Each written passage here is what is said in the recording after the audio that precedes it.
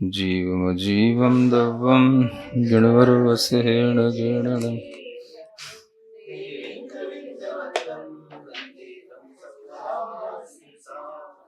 गाथा नंबर 41 की टीका चल रही। निशंकित आदि गुणों का वर्णन चल रहा था। दूसरा गुण जो निकांचित गुण होता है उसी का आप आगे कथन करते हैं। अथ निष्कांचित गुणम कथयति। इहलोक परलोक आशा रूप भोगाकांक्षा निदान त्यागेन केवल ज्ञानादि अनंत गुण व्यक्ति रूप मोक्षार्थम ज्ञान पूजा तपश्चरण आदि अनुष्ठान करणम निष्कांक्षा गुणो बंधते। निष्कांक्षा नाम का भी सम्यक दृष्टि जीव के पास में एक गुण होता है। उसका मतलब क्या है? किसकी आकांक्षा का त्याग करना? तो इहलोक की आकांक्षाएं, परलोक की आकांक्षाएं, यानी इस लोक संबंधी जो आशाएं रहती हैं और परलोक संबंधी भी जो आशा रूप भोगाकांक्षाएं रहती हैं अथवा निदान रूप जो आकांक्षाएं रहती हैं, उनका त्याग करने से ये निष्कांक्ष गुण आता है। इसको इस रूप में भी समझ सकते हैं कि इहलोक संबंधी जो आशाएं होती हैं वो भोगाकांक्षा कहलाती हैं। इस लोक में हमें आगे ये मिले, ये कहलाता है भोगाकांक्षा। और परलोक में जो आशा रूप भाव होते हैं वो निदान कहलाते हैं। इसको ऐसे भी समझ सकते हैं। इहलोक रूप आशा है वो भोगाकांक्षा है और परलोक रूप जो आशा है वो निदान है। यानी इस लोक संबंधी आप जो कुछ भी अपने मन में आकांक्षाएं करेंगे तो वो भोगाकांक्षा में आएगा। और परलोक में दूसरी देवादि गति में या अन्य किसी अन्य मनुष्य आदि जन्म में हमें ये मिले, इसके लिए जो भोगाकांक्षा ये आकांक्षा की जाती है इसको कहते हैं निदान। तो इस निष्कांक्ष गुण में दोनों तरह की ये विचारधाराएं छोड़ देनी पड़ती हैं। यानी जो यह लोक जो हमें दिखाई दे रहा है, इस लोक में हमें कुछ भी चीज़ें देख कर के जो इच्छा होगी कि हमें ये मिले ये मिले, वो कहलाएगी भोगाकांक्षा। तो सम्यक दृष्टि जीव इस लोक संबंधी भोगाकांक्षाओं को भी त्यागता है और परलोक संबंधी जो निदान है उसको भी त्याग करता है। तब उसके अंदर ये निष्कांक्ष नाम का गुण उत्पन्न होता है। तो जब इनका त्याग कर देगा तो आकांक्षा किधर करेगा? तो केवल ज्ञानादि अनंत गुणों की व्यक्ति रूप जो मोक्ष है उसके लिए वो आकांक्षा करता है। मोक्ष की आकांक्षा करने का मतलब क्या है? कि हमारी अंतरात्मा में केवल ज्ञानादि अनंत गुणों की व्यक्ति हो जाए, माने अभिव्यक्ति हो, वो गुण प्रकट हो। इस तरह की मोक्ष के लिए जो आकांक्षा है तो वो तो निष्कांक्ष कहलाएगा। अन्य कोई संसार संबंधी आकांक्षा होगी, चाहे वो इस जन्म की हो या अगले जन्म संबंधी हो, वो सभी आकांक्षाएं निष्कांक्ष गुण का घात करने वाली हैं। तो सम्यक दृष्टि जीव जो कुछ भी अनुष्ठान करता है, वह ज्ञान का अनुष्ठान करता है, पूजा आदि करता है, तपस्चरण करता है इत्यादि, ये सभी अनुष्ठान करने के लिए भी पीछे उसके यही उद्देश्य रहता है कि वह सब कुछ किस लिए कर रहा है ना? मोक्ष के लिए कर रहा है। मोक्ष का मतलब क्या? ज्ञान आदि, केवल ज्ञान आदि गुणों की अभिव्यक्ति हो। तो इस तरह की आकांक्षा रख करके मोक्ष के लिए जो भी अनुष्ठान करेगा तो वह निष्कांच गुण से युक्त कहलाएगा। तो वह ज्ञान का अनुष्ठान भी होता है, पूजा स्तोत्र आदि रूप ये अनुष्ठान भी होते हैं, तपस्चरण आदि अनुष्ठान भी होते हैं, तो ये सभी अनुष्ठान कहलाते हैं। तो अपनी अपनी भूमिका के अनुसार सम्यक दृष्टि जीव ये सभी अनुष्ठान करता है। तपस्चरण भी क्या है? अनुष्ठान है। अनुष्ठान का मतलब कार्यक्रम। क्या अनुष्ठान करके आप क्या प्राप्त करना चाह रहे हैं। तो जो भी आप अनुष्ठान करते हैं, तो जैसे लोग विधान आदि का अनुष्ठान करते हैं, बड़ी पूजाएं रचाने का अनुष्ठान करते हैं, ऐसे ही साधुओं के लिए तपस्चरण आदि के भी अनुष्ठान होते हैं और ज्ञान आदि के भी अनुष्ठान होते हैं। तो इस तरह से जो भी अनुष्ठान किए जाते हैं, ये सभी अनुष्ठान का प्रयोजन क्या है? तो वह मोक्ष के लिए ये सब करेगा तो वो निष्कांच गुण में आ जाता है। इसलिए निष्कांच होने का मतलब है कि भोगाकांक्षा और निदान इन दोनों का त्याग करना, तो वह निष्कांच गुण का धारी सम्यक दृष्टि जीव कहलाता है।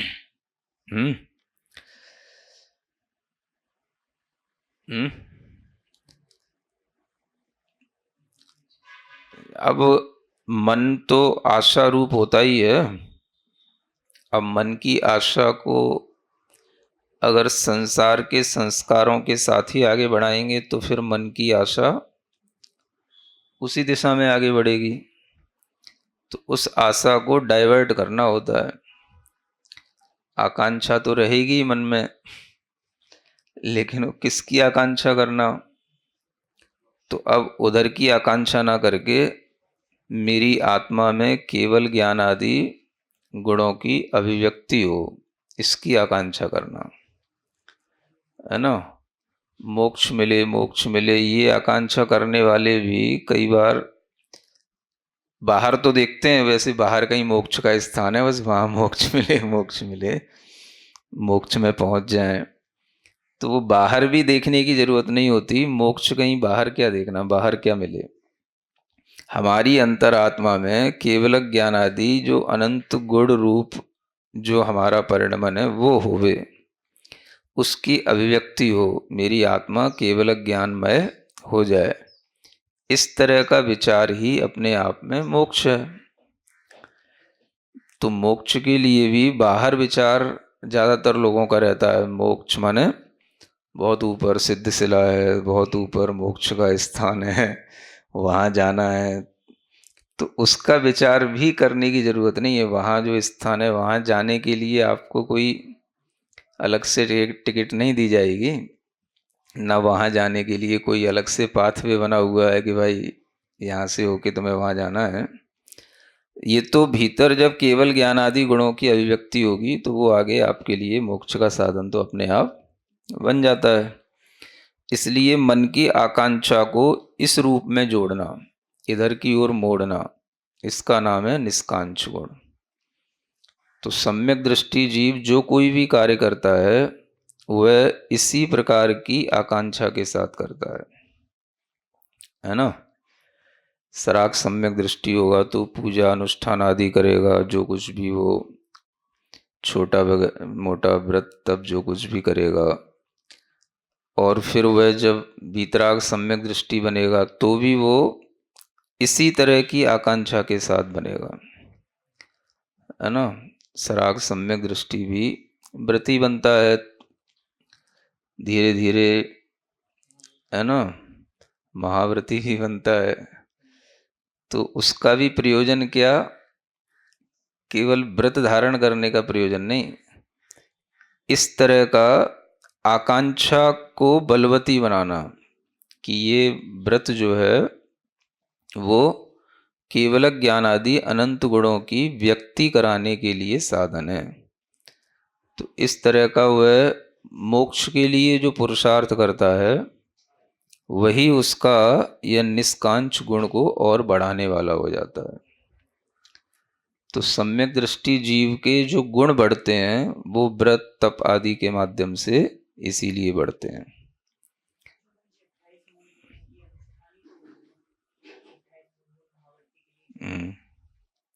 हाँ, वो सभी मूल गुणों का पालन करना वो भी सब तपश्चरण ही है। मूल गुणों का पालन करना भी अपने आप में महाव्रतों का इस अनुष्ठान करना या तपश्चरण करने का ही अनुष्ठान कहलाता है। तो ये सभी इसी तरह के निष्कांच गुण को बढ़ाने के लिए हैं, न कि और उल्टा निष्कांच से साकांच होने के लिए, है ना। तो सम्यक दर्शन के साथ में जब ये व्रत तप बढ़ते हैं तो इस सम्यक दर्शन को और विशुद्धि देते हैं, और ये निशंक आदि गुण, निकांक्ष आदि गुण सभी बढ़ते हैं। अब जब कोई व्रतों को धारण कर लेता है तो उसका निशंक गुण भी और बढ़ जाता है।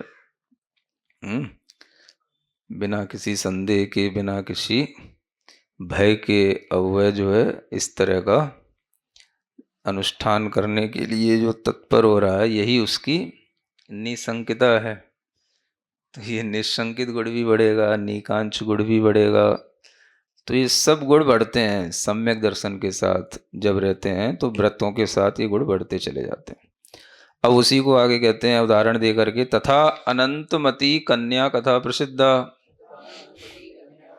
अब निष्कांक्षित गुण में अनंतमती की कथा तो प्रसिद्ध है ही है। वो तो रत्नखंड श्रावकाचार्य में सुनाई दी गई है। अब द्वितीया च सीता महादेवी कथा, अब दूसरी कथा भी यहाँ पर जोड़ी गई है ना। कम से कम एक उदाहरण से दूसरा उदाहरण भी सामने रहे तो ध्यान में रहता है। तो अब ये नई दूसरी कथा भी ध्यान में रखना, जिसका नाम है सीता महादेवी की कथा। ये भी निष्कांक्षित अंग के लिए सा कथ्यते। अब वह कहते हैं, क्यों कहते हैं? क्योंकि ये पहले कभी कही नहीं गई है। तो कथा तो सबने पढ़ी होगी, लेकिन ये निष्कांक्ष गुण के साथ में इसको जोड़ना, ये जो है टीकाकार की विशेषता है। सीता यदा लोकापवाद परिहारार्थम दिव्ये शुद्धा जाता तदा रामस्वामिना दत्तम पट्ट महादेवी विभूति पदम त्यक्त्वा सकल भूषण अनगार केवली पादमूले कृतांत वक्रादि राजभिस् तथा बहुराज्ञीभिश्च सह जिन दीक्षां गृहीत्वा शशि प्रभा धार्मिका समुदायेन स। अब ये सीता देवी की कथा है। जब सीता को लोकापवाद हुआ था, है ना, सीता का जब लोकापवाद हुआ था, तो उसको दूर करने के लिए, उसका परिहार करने के लिए, सीता के लिए जो दिव्य, है ना, जब वह शुद्ध हो गई थी, दिव्य हो गई थी। दिव्य शुद्ध होने का मतलब वह जो भी उसकी अग्नि परीक्षा की गई थी, तो वह उस समय पर वह एक तरह से देवीय गुणों से विभूषित हो गई। देवों के द्वारा उसकी रक्षा हुई, दिव्य हो गई, शुद्ध हो गई, है ना। अब उस समय पर जब वह अग्नि परीक्षा में सफल हो गई, पास हो गई, तब राम स्वामी ने उसे पट्ट महादेवी के विभूति वाला पद उसे देना चाहा, दे ही दिया था, है ना। ठीक है, अब तुम मेरी पट्ट महारानी बन करके रहो। अब तुम्हारी परीक्षा होने से अब कोई लोकापवाद नहीं रह जा गया, इसलिए अब तुम निर्दोष होकर के हमारे साथ पट्ट महारानी बन करके रहो। तो पट्ट महादेवी का पद अपने आप में बड़ा पद होता है, क्योंकि वो अन्य सभी महारानियों में सबसे बड़ा पद होता है।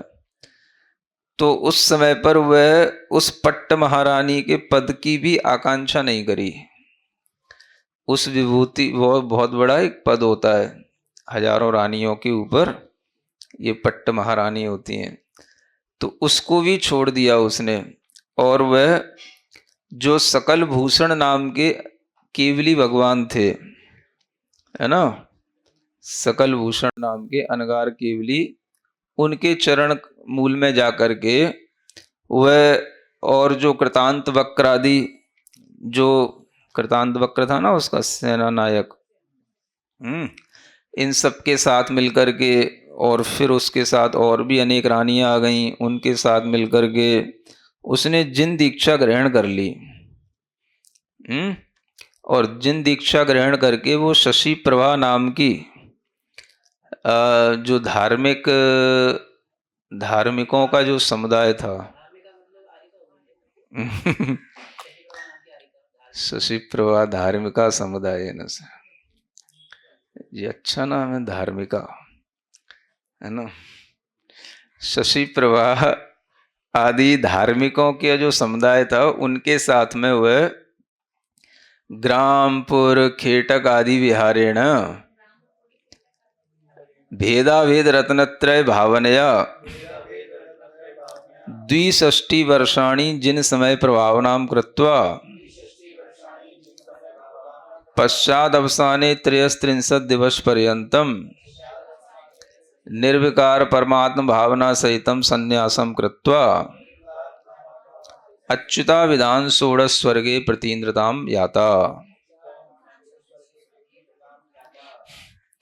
तो उसने उन आरिकाओं के समुदाय में रह करके, उनके साथ में रह करके गाँवों में, नगरों में, खेत आदिकों में विहार किया, और विहार करते हुए भी भेदाभेद रत्नत्रय की भावना नहीं छोड़ी, है ना।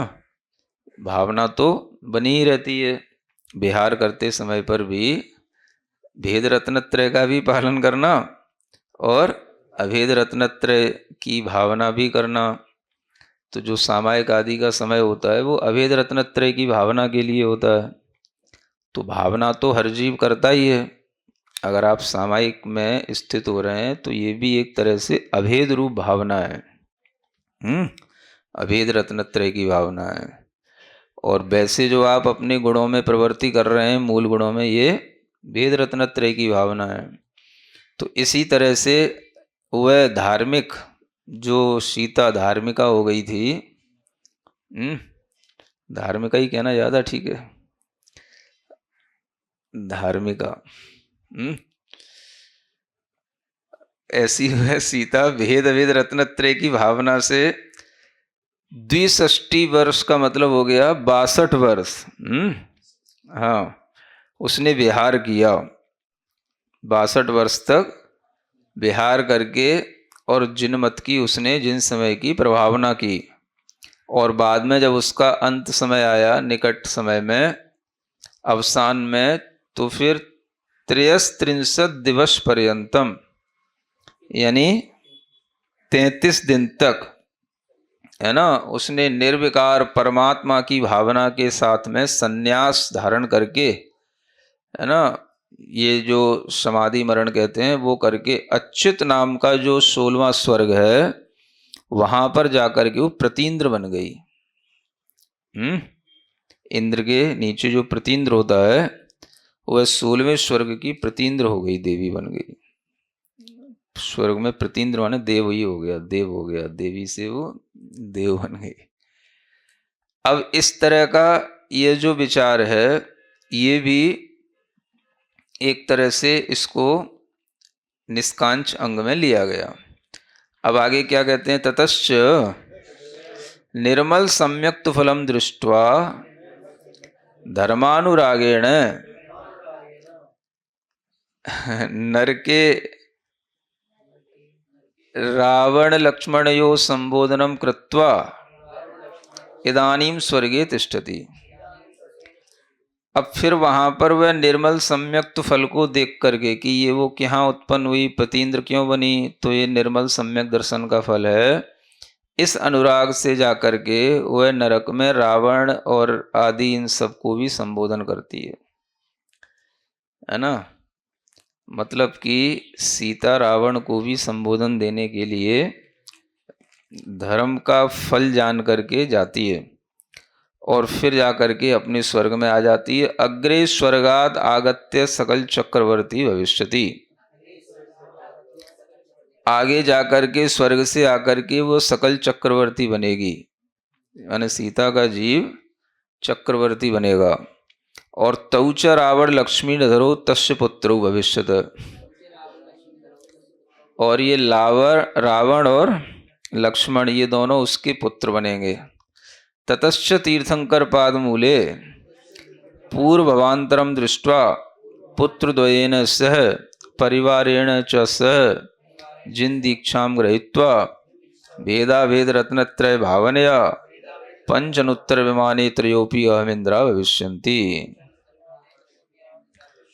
इसके बाद में वह सीता का जीव जो सकल चक्रवर्ती बनता है आगे बनेगा, तब रावण लक्ष्मण इसके पुत्र होंगे। और फिर ये सभी तीर्थंकर के पाद मूल में पूर्व के भवांतरों को जान करके यह सकल चक्रवर्ती का जीव अपने दोनों पुत्रों के साथ और परिवार के अनेक और लोगों के साथ में जिन दीक्षा को ग्रहण कर लेता है। फिर ग्रहण करेंगे, उसके बाद में भेदाभेद रत्नत्रय की भावना से पंचनुत्तर विमानों में तीनों ही जीव जाकर के अहमेंद्र बन जाएंगे। ये इनका भविष्य लिखा हुआ है, भविष्यंती। ये तीनों अहमिंद्र बनेंगे, रावण, लक्ष्मण और सीता, ये तीनों जीव एक साथ रहेंगे अहमिंद्र बन करके। फिर वहां से जब देव पर्याय से च्युत होंगे तो तस्माद आगत्य रावणस तीर्थ करो भविष्यति। अब उनमें जब वहां से च्युत होकर के आएगा तो रावण का जो जीव है वो तीर्थंकर बनेगा। सीता च गढ़धर थी, और सीता उसकी गढ़धर बनेगी। लक्ष्मी धरो धातकी खंड द्वीप तीर्थ करो भविष्यति, और लक्ष्मण धातकी खंड द्वीप में तीर्थंकर होंगे। लक्ष्मण धातकी खंड द्वीप में तीर्थंकर होंगे, और रावण का जीव भी तीर्थंकर होगा। कौन से खंड में होगा? कब होगा, कौन सी 24वीं में आएगा, वो तो भी कुछ नहीं पता, बस होगा, बस इतना ही है ना। नहीं, महापद्म तो सुंदर उसके लिए, श्रेणिक राजा के लिए। तो ये तो रावण का जीव तीर्थंकर होगा, बस इतना लिखा है। सीता गढ़धर होगी, अब उसी की गढ़धर हो जाएगी, उसी समय पे होगी, ये भी संभावना है। और भी कुछ हो सकती है, और किसी की आयु एक समान रहती है तो हो भी सकती है उसी रावण के ही तीर्थंकर की गढ़धर बने। ये लक्ष्मण जो है वो धातकी खंड द्वीप में तीर्थंकर होंगे।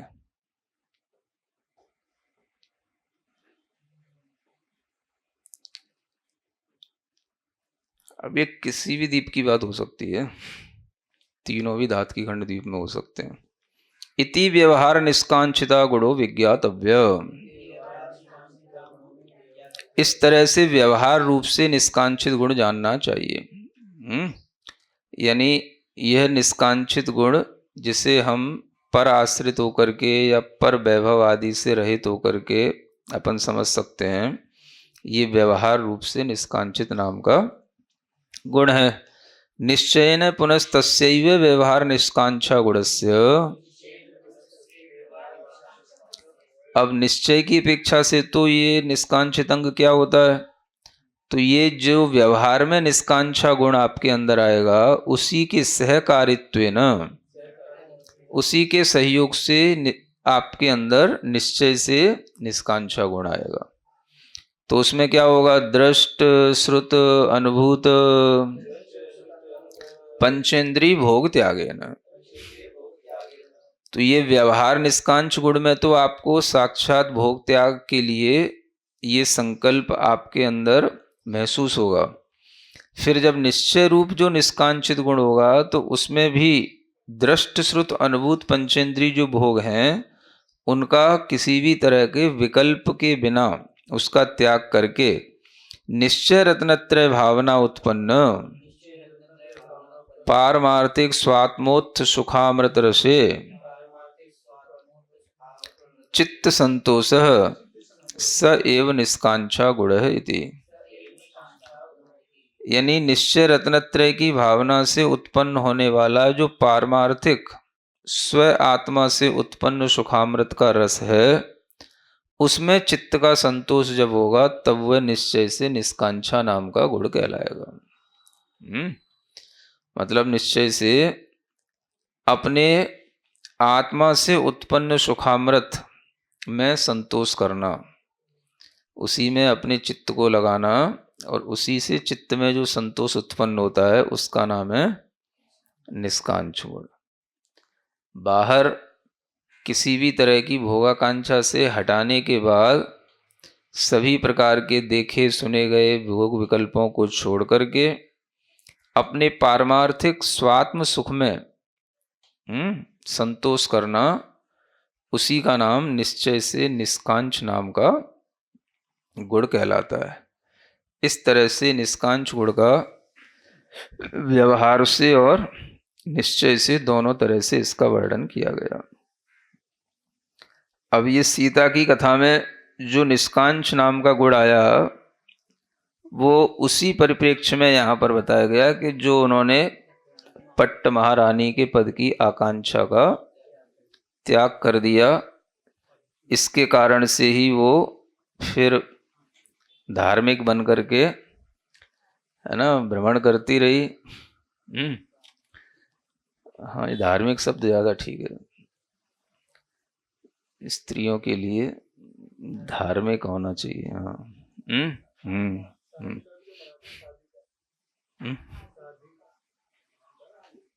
तो सब आज की शब्द है।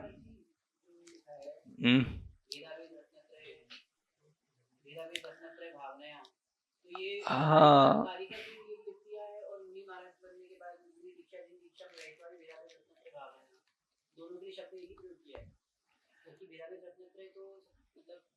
अब भावना तो की ही जाती है, भेद अभेद रत्नत्रय की भावना तो मुनि महाराज भी करते हैं। अब ये बात अलग है कि वो हाँ भेद रत्नत्रय के साथ करते हैं, लेकिन वो भी भेद भेद रत्नत्रय की भावना से युक्त होते हैं। और ये जो धार्मिका है ये स्त्रियां भी भेद भेद रत्नत्रय की भावना तो कर ही सकती हैं, क्योंकि जो भी वह व्रतों का पालन करेंगी तो वह व्रतों के पालन में रत्नत्रय की भावना तो छिपी ही रहती है, रत्नत्रय की पालना होती है। तो ये तो जो भी व्रतों का पालन करने वाले हैं सबके साथ ये रत्नत्रय की भावना जुड़ जाती है। अब कोई और भी नीचे वाले गुणस्थान में भी कोई होता है देशव्रती वगैरह, तो वो भी रत्नत्रय की भावना तो करता ही है, तभी तो वो रत्नत्रय को धारण करेगा। इस तरह से ये निष्कांक्ष नाम का गुण यहाँ पूर्ण हो जाता है।